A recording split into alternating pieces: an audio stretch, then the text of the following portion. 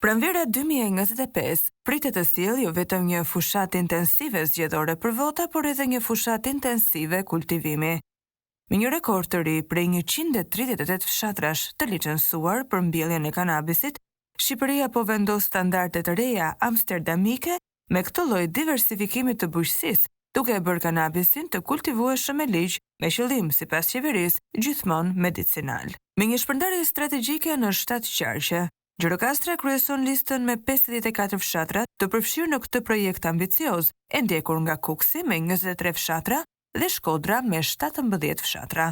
Një model i ri ekonomik që duket se synon të vendosë themelet e një agroturizmi të veçantë, duke tërhequr investitorë të interesuar për bimët më fitimprurëse të vendit, ndërsa deri dje policia dhe forcat speciale çrënjosnin parcelat e mbjellura fshehurazi, sot duket se harta e kultivimit të lishëm është bërë pjesë e një plani kombëtar për të mos lënë askënd jashtë këtij biznesi fitimprurës.